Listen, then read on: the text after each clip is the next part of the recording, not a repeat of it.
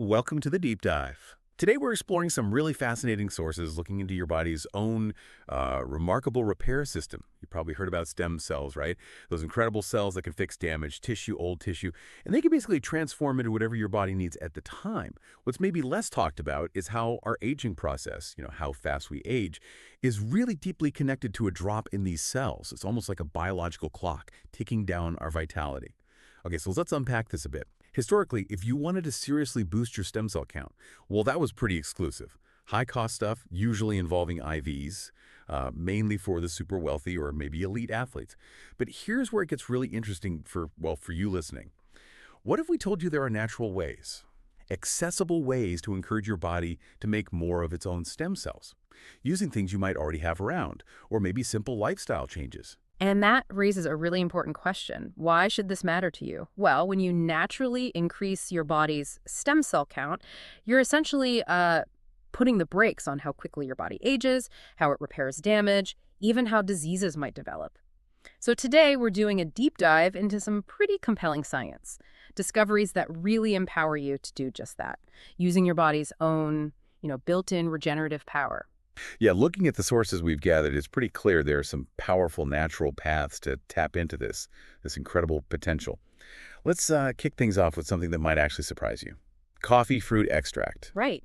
And what's fascinating about this extract from the coffee fruit, not the bean, is that it tastes absolutely nothing like coffee. But nutritionally, it's a powerhouse.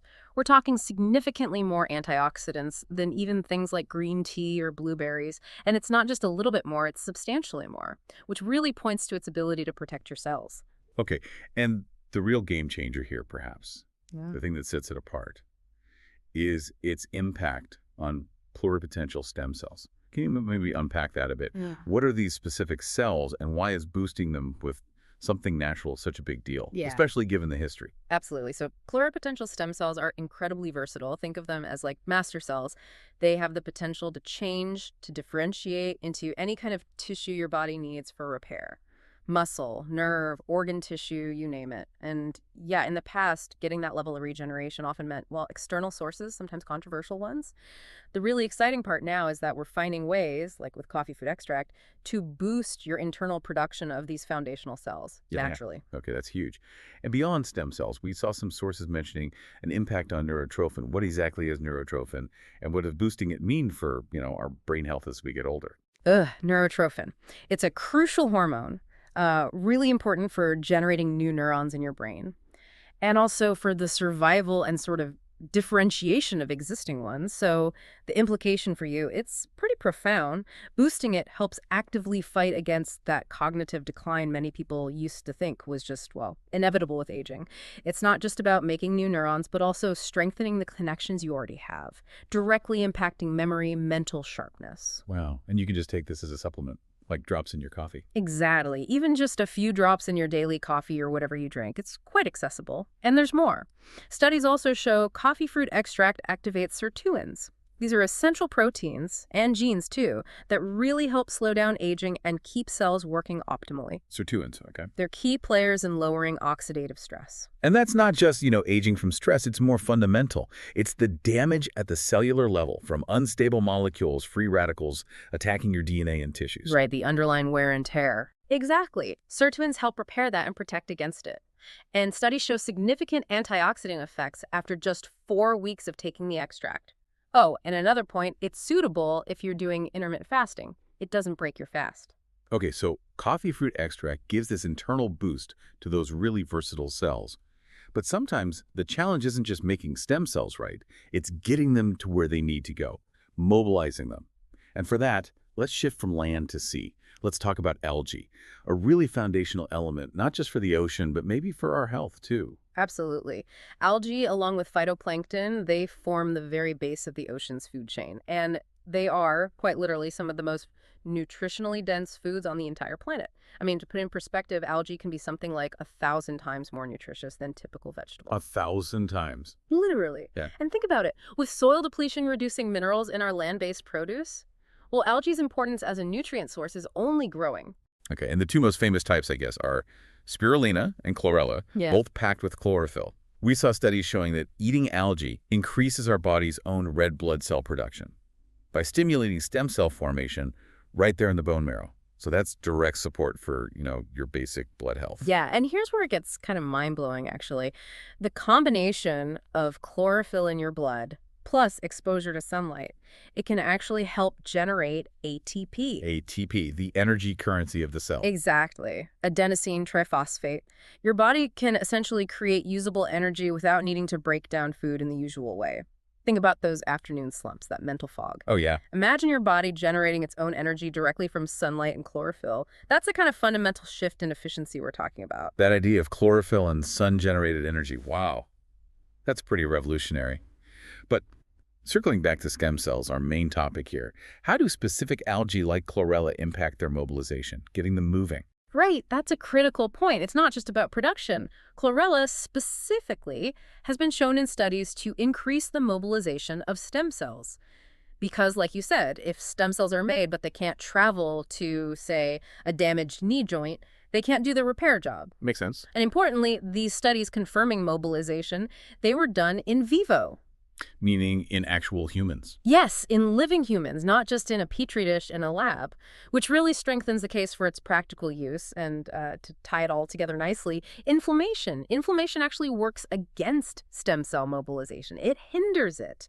And this is where spirulina comes in handy. Ah, the other famous one. Exactly. Spirulina helps inhibit those inflammatory processes, especially, it seems, in the brain. It's also shown to increase the formation of new neurons in the hippocampus. The hippocampus, critical for memory, Right. often hit early in aging. Precisely. And it's one of the key areas where we now know new neurons can be generated. Think about it, maybe 20 years ago, the common belief was neurons don't regenerate.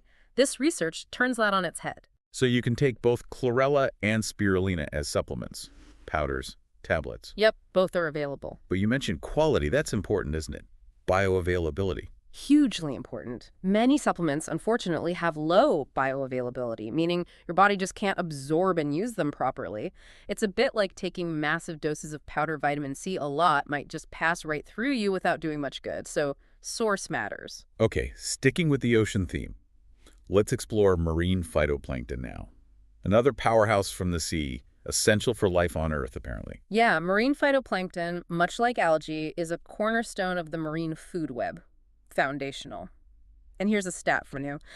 It's responsible for producing something like 90% of the Earth's oxygen. 90%. More than trees. Way more. Simply because there's vastly more phytoplankton biomass spread across the oceans than there are trees on land. There are tens of thousands of types, but some specific ones are exceptionally good for human health, just packed with nutrients. And the most important ones for us contain things like omega-3s, right? EPA and DHA. Exactly. Those are crucial for optimal brain function, supporting the communication between neurons, synaptic plasticity. And they also provide amino acids for muscle building. All the essential amino acids your body needs, yes. Plus carotenoids, which are interesting because they help regulate your genes. They can help prevent the expression of certain genetic diseases. It really is a complete nutritional package. For us, for human consumption, the best forms to look for are usually called nano and tetraphytoplankton. These forms help ensure you're actually getting a high concentration of those vital raw materials needed to build new cells and get the full benefits. Okay, fascinating stuff from the ocean. Yeah. Now let's switch gears to an ancient remedy, one that's still making waves today for regeneration, aloe vera. Aloe vera. Its healing reputation goes back, 6,000 years?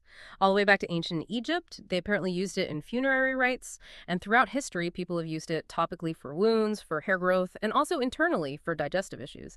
What's interesting looking back is how those ancient uses, like wound healing, really hint at its role in cellular repair, which we now connect to its effects on glucose metabolism and, indirectly, stem cell activity. And its benefits come from this rich mix of stuff, right? Mhm. Vitamins, minerals, steroids, these phytosterols, giving it some pretty impressive properties, helping destroy cancer cells in lab settings, reducing free radicals, even antimicrobial effects because of enzymes breaking down bacterial walls. That's right. It's a multi-talented plant, no doubt, very diverse actions. And relevant to metabolism, several scientific reviews have shown that taking aloe orally improves glucose tolerance. It lowered blood sugar levels in diabetic mice quite quickly, within just 5 days in some studies. So if you're dealing with issues like glucose metabolism problems, maybe insulin resistance, aloe could be a really valuable supplement to consider. Okay, you mentioned glucose management there. How does that specifically connect to stem cells? Is there a direct link we need to grasp? Yes, there's a very direct link.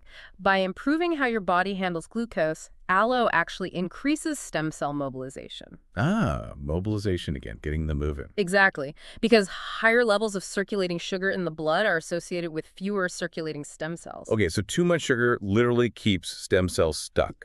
It seems to hinder their movement, yes. And this is one key way that problems with sugar metabolism like insulin resistance or diabetes actually accelerate aging. By hampering tissue repair, making it harder for those vital stem cells to get to where they're needed. Think about people with diabetes, for instance. They often struggle to produce insulin because the cells in their pancreas are damaged.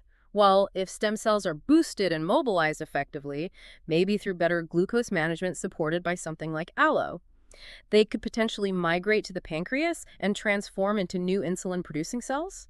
That's the potential pathway for healing. That's incredible potential. So you can take aloe as like a liquid shot or Yeah. add it to smoothies. Yep, liquid shots or blended into green juices or smoothies. Works well. But a key point for anyone doing intermittent fasting. Right. Avoid aloe during your fasting window. It contains sugars and other compounds that will break your fast. So take it during your eating window only.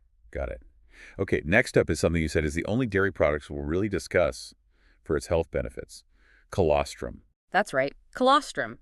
It's produced by the mammary gland only in the first few days right after birth, and it's significantly different from regular milk, much denser, different components. Yeah. The reason we're discussing it is because the research suggests its health benefits for adults can really outweigh the potential downsides you might normally associate with conventional dairy. And this isn't a new fad, right? Its effects have been known for ages. Oh yeah, since the early days of Chinese medicine, it was mentioned in the Yellow Emperor's classic texts, and it was revered as a health tonic by warriors like the Maasai in Kenya and Tanzania.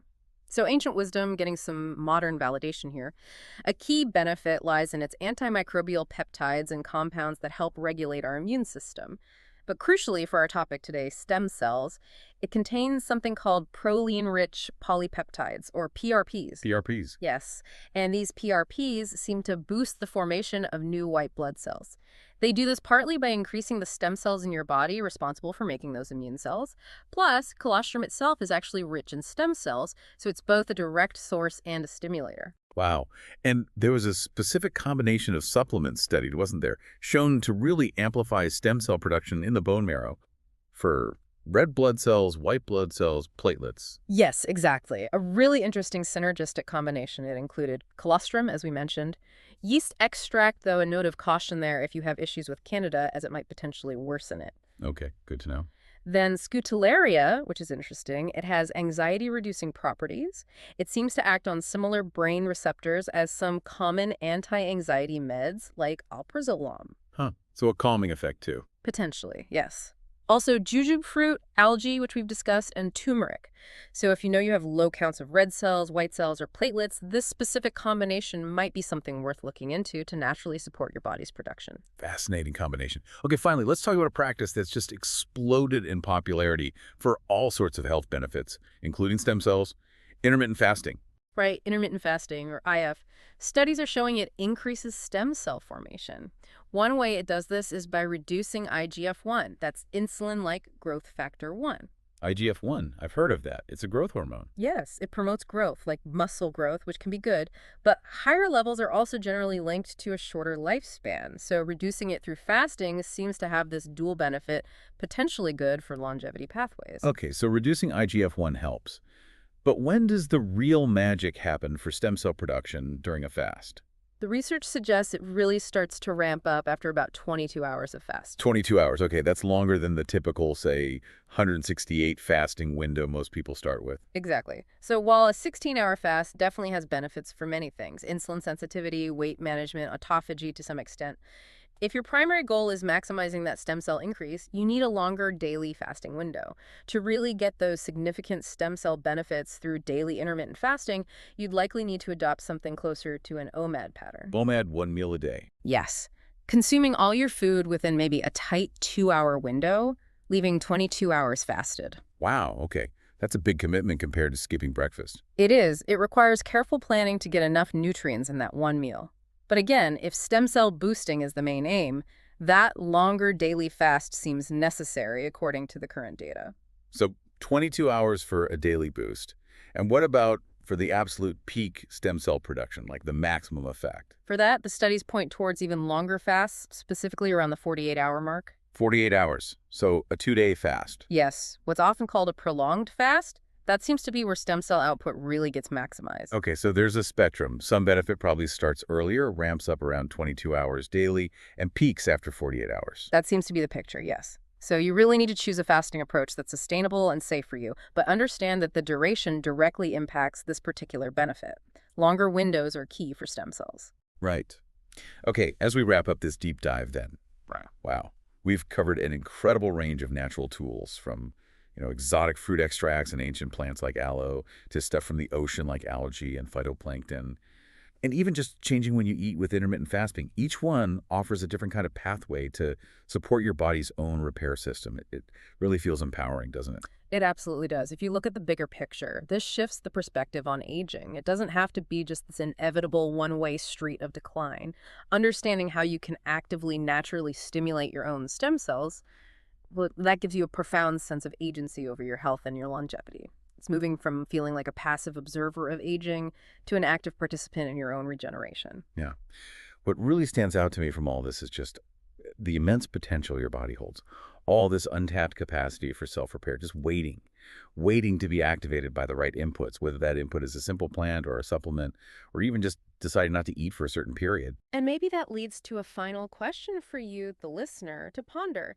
How might embracing even just one of these natural strategies, maybe starting with algae or trying a longer fast occasionally or adding coffee fruit extract, how might that begin to change your personal relationship with aging, with your own health, and your sense of well-being moving forward?